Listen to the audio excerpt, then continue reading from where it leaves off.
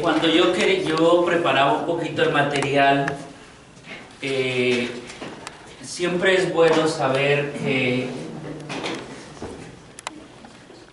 en la formación hay etapas.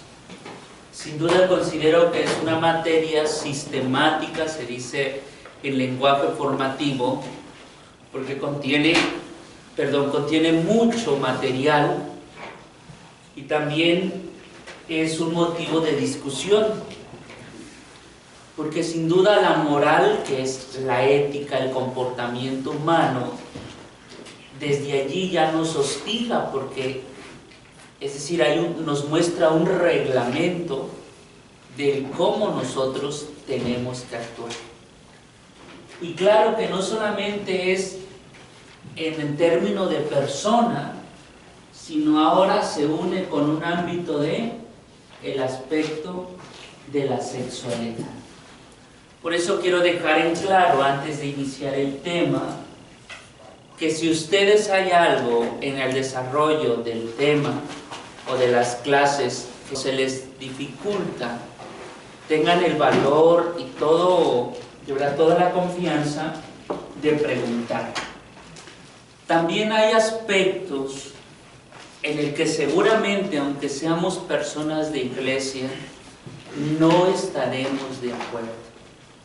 Sin duda es lo que la iglesia nos propone, es lo que Cristo manifiesta en cuanto al aspecto de la persona con la sexualidad.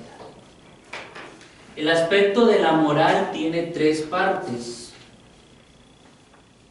La primera parte, creo que ya lo han estudiado, que es moral de la persona. Ese tema esa materia es muy, ¿cómo le podría decir? Muy nutritiva. O sea, tiene mucho que ver con el ámbito no de los otros, sino a nivel personal.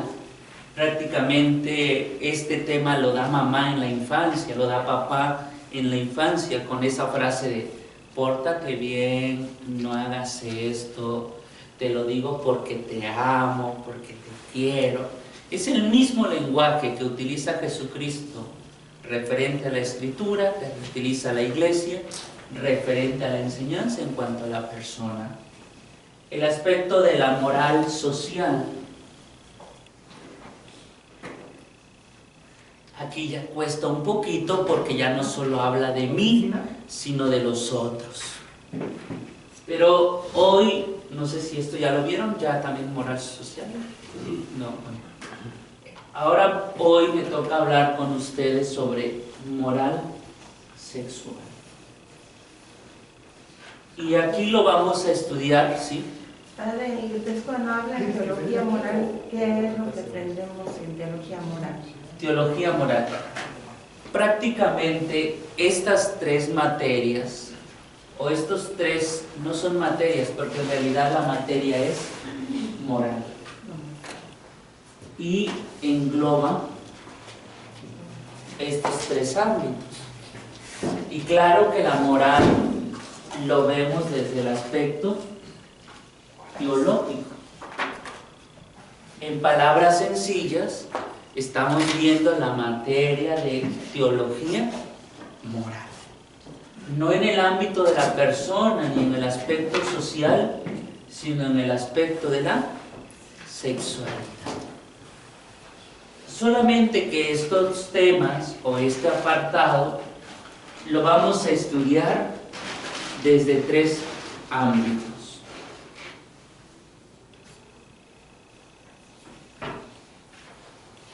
Primero, las Sagradas Escrituras. Es la que es la fuente, es de donde emana todo lo que es en cuanto a ello. El segundo es el magisterio, que ha pronunciado la Iglesia, que ha dicho la Iglesia, y el tercero es el catecismo de la Iglesia. ¿Verdad? Yo agradezco y admiro porque ustedes disponen de hoy, mañana, viernes, creo que el domingo, para esta materia. Sin duda hay cosas que yo ya les voy a decir como en concreto, como los albañiles, pero hay cosas que sí les voy a decir, esto lo saqué de aquí, ¿quieren ustedes saber? Pues ni modos, tendrán que leer, tendrán que detenerse un momento para hacer esto. Magisterio, Sagradas Escrituras y Catecismo de la Iglesia. Son tres cosas que nosotros vamos a ver a la luz. Algunos han opinado, otros han comentado. Hay corrientes como los que están a favor del aborto, los que están, las feministas, que también quizás han comentado, ojo, pero no en el aspecto teológico. Por lo tanto, esas opiniones, esos comentarios, por el momento la vamos a confrontar, pero mi deber es presentarles lo que la Iglesia enseña. ¿Sí me explico? Muy bien. Igual, si alguien se siente ofendido por la manera en cómo presenta la doctrina de la Iglesia, también puede hacer algún comentario o pedir alguna intervención. Es de aplaudir y es de admirar, ¿eh? No es que lo dice el diácono, ¿no? Sino la Iglesia. Ahora, ¿por qué estudiamos esto? Lo estudiamos primero porque es bueno para mi persona. Segundo, porque enriquece mi apostolado en la vida de la Iglesia. De repente hay jóvenes, de repente hay matrimonios, de repente hay personas que tienen dudas, como por ejemplo los métodos anticonceptivos, por ejemplo la adopción entre personas del mismo sexo, por ejemplo este tema de matrimonios vuelto a casar o la comunión a los que son divorciados. Son temas que entran en este ámbito, que no lo vamos a ver hoy, pero que quizás el viernes o mañana a mediodía lo vamos a abordar. ¿Alguien quiere decir algo? ¿Quiere preguntar algo?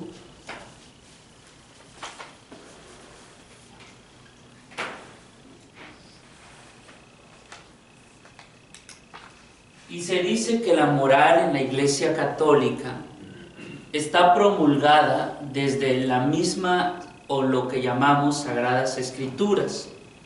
Es donde la Iglesia enseña la dignidad de la persona.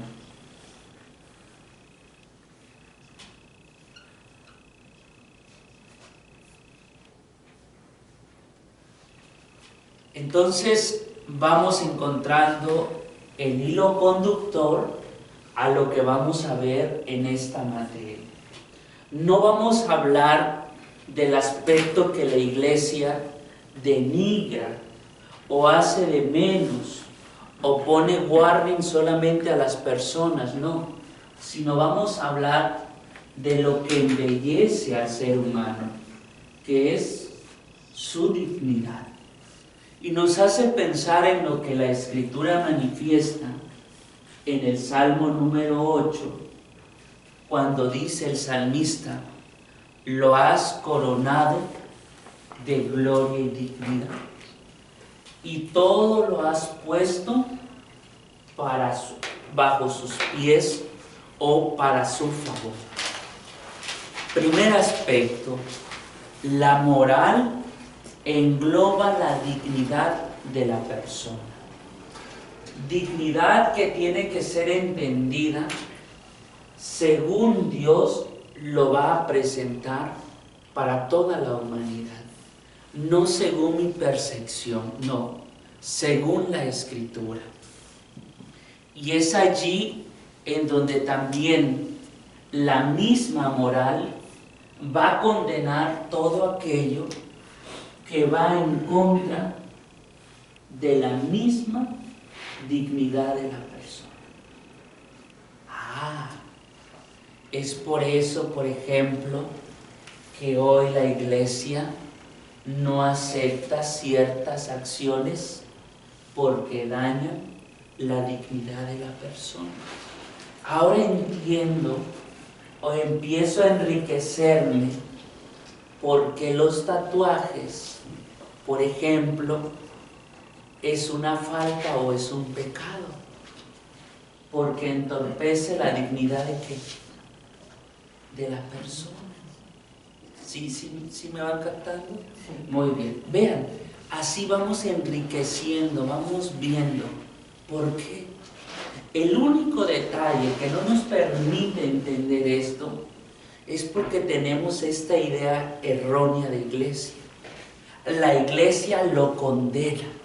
La iglesia todo prohíbe, sí, pero no lo prohíbe de mala onda. Lo prohíbe porque va en contra de la dignidad de ¿qué? De la persona. Y eso solamente es en este ámbito.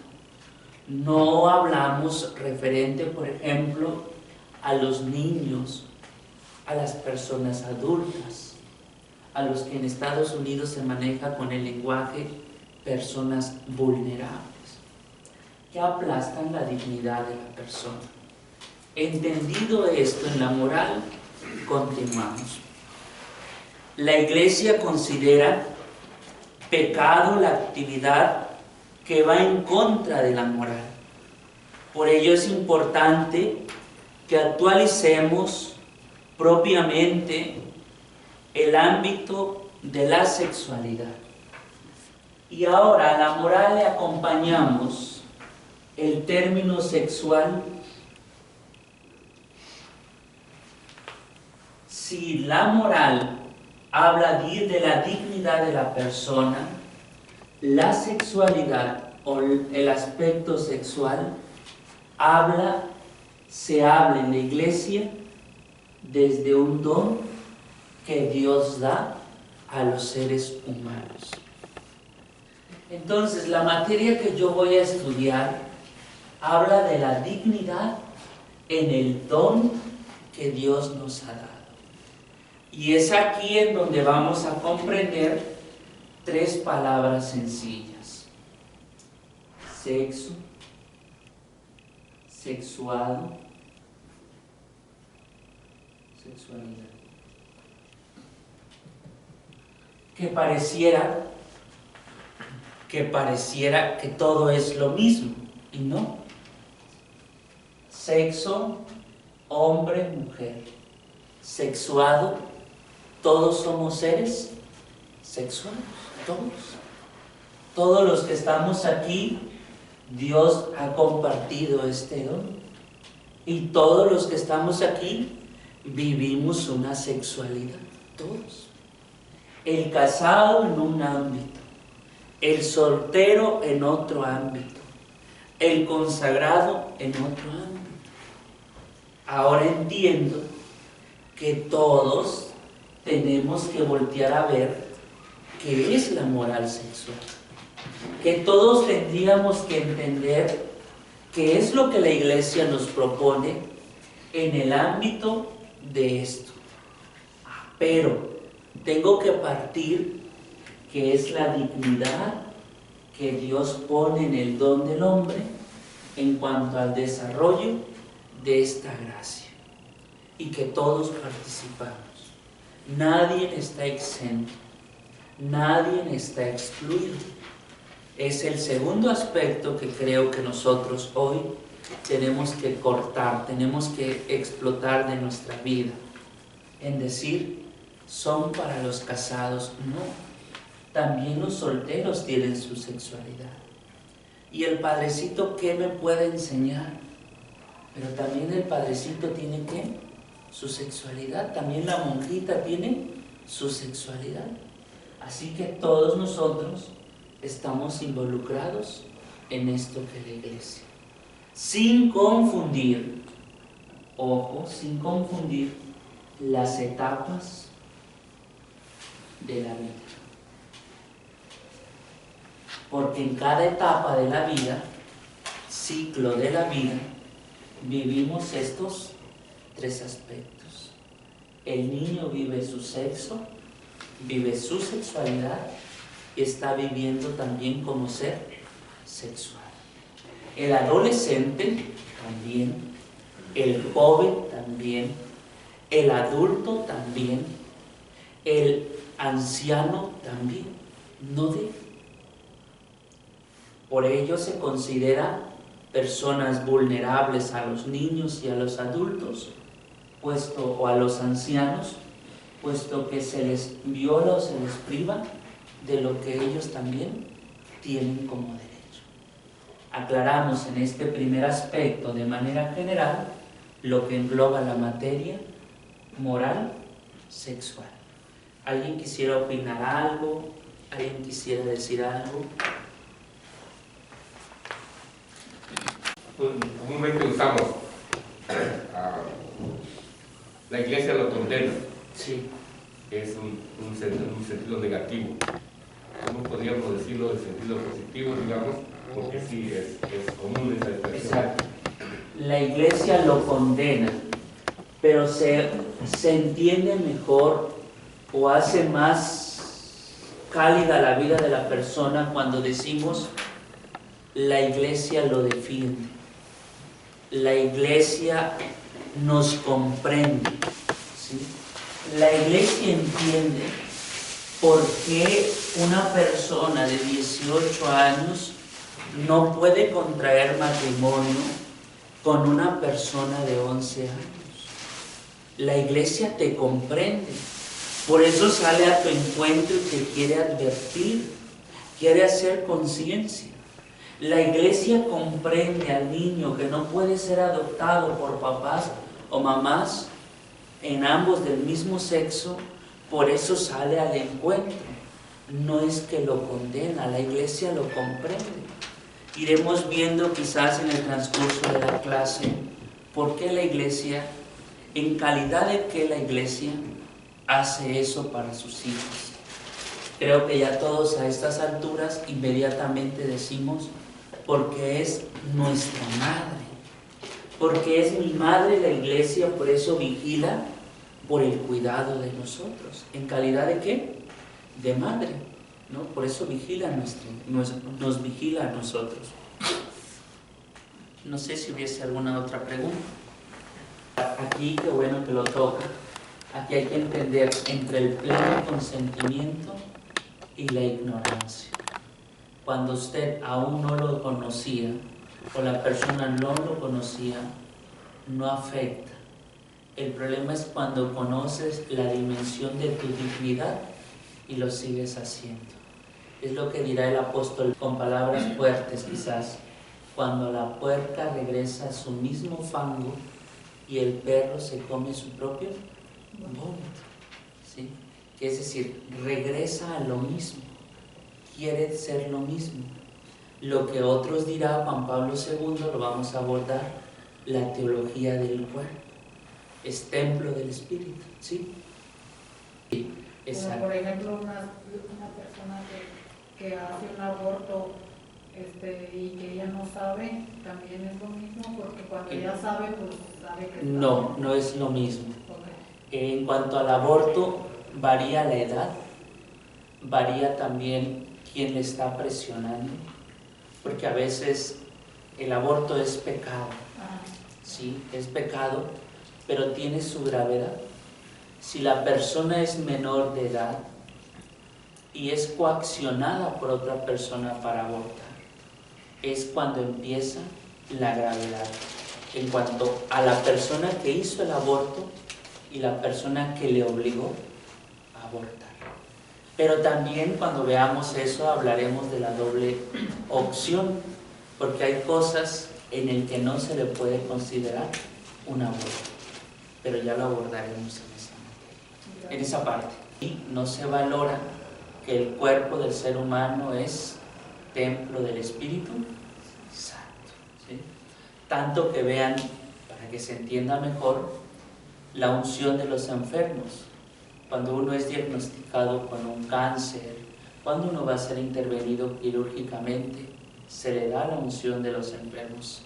Pero cuando uno va a ser intervenido quirúrgicamente por estética, no se le puede dar la unción de los enfermos. ¿Sí me explico?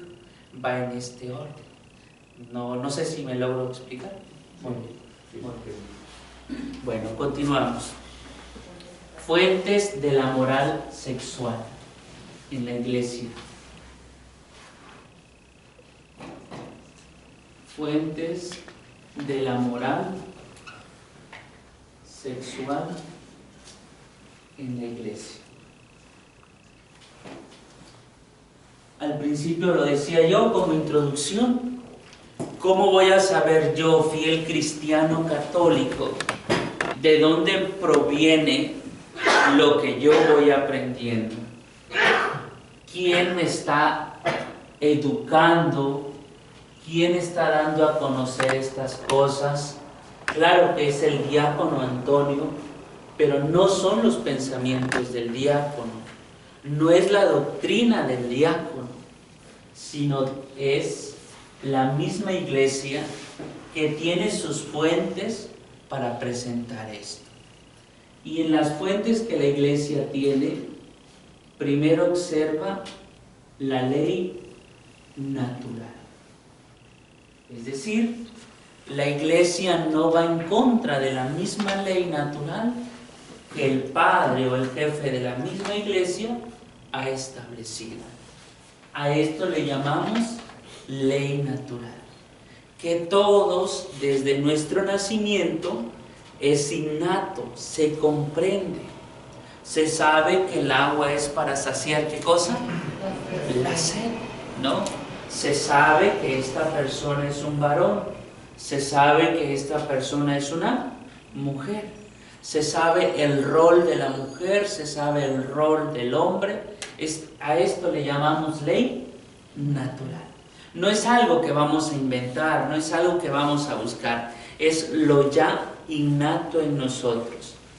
Por ley natural es una teoría de ética que postula la existencia de una ley cuyo contenido está escrito en la misma naturaleza. Ya está escrito. Eso es la ley natural. Lo escrito en la misma naturaleza. Que gracias a Dios, con los avances tecnológicos, hoy lo podemos tomar con mayor claridad.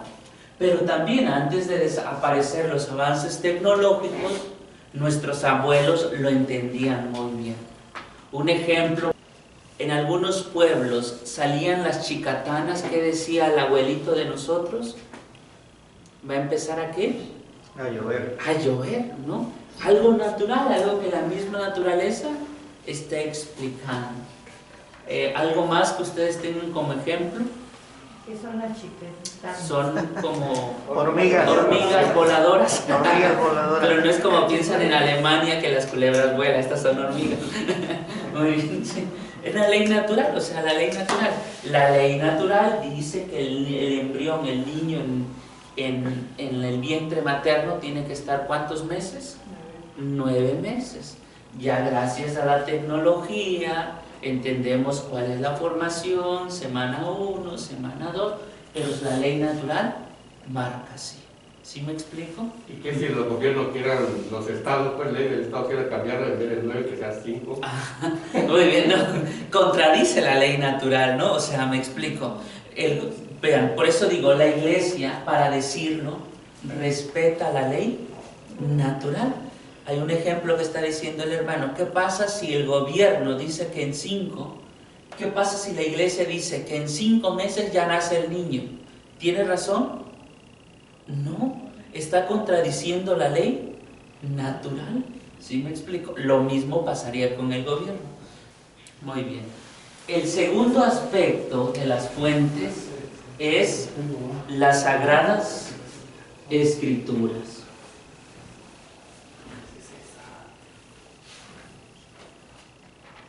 Como verán mis hermanos, la Iglesia Católica, en el relato bíblico que encontramos en distintas partes de las Sagradas Escrituras, vamos afrontando dos cosas bien claras. La persona y su misma dignidad. Las Sagradas Escrituras, por ejemplo, afirman en el Génesis capítulo 1, versículo 26 en adelante, que el hombre, que Dios, entre todo lo que ya existía, va a crear al hombre a su imagen y semejanza. Y entonces hablamos del hombre, de la mujer,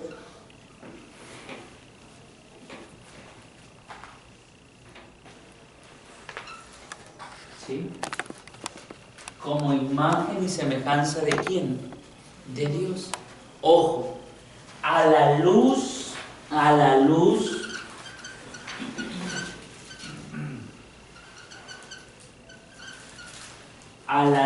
de la imagen y semejanza es como la Iglesia presentará la enseñanza.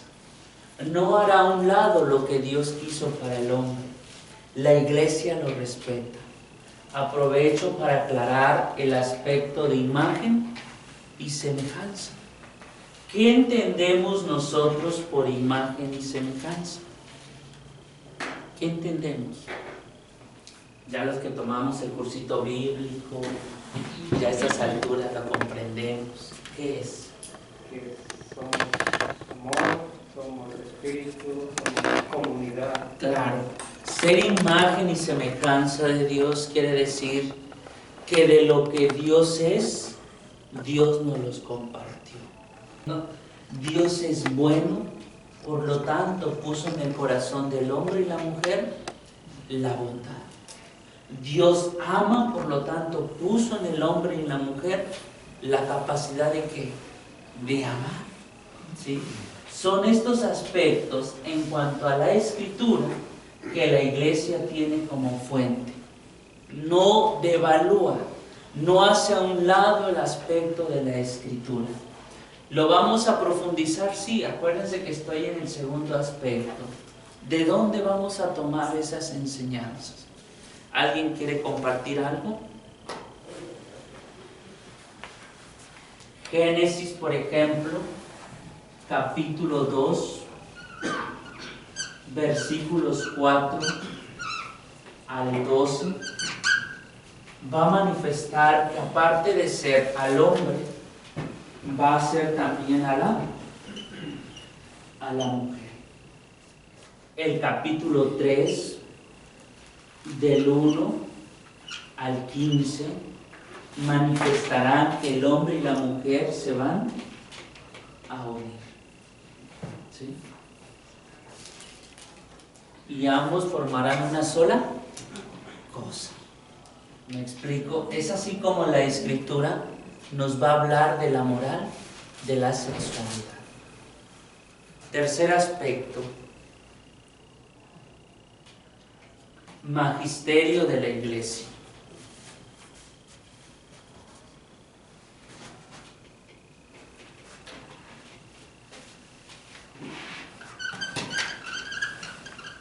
Magisterio de la Iglesia.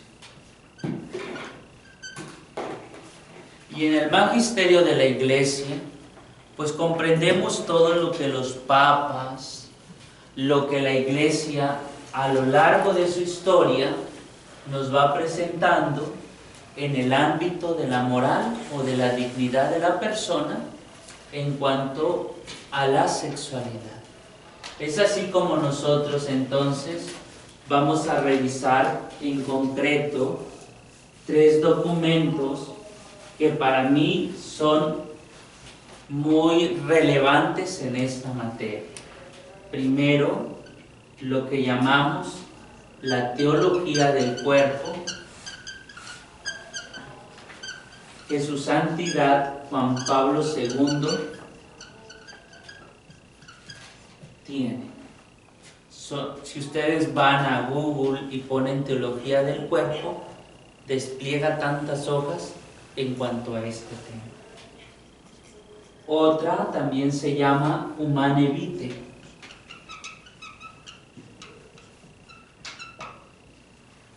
la vida y humanidad, o la humanidad de la vida, Humane Vitae.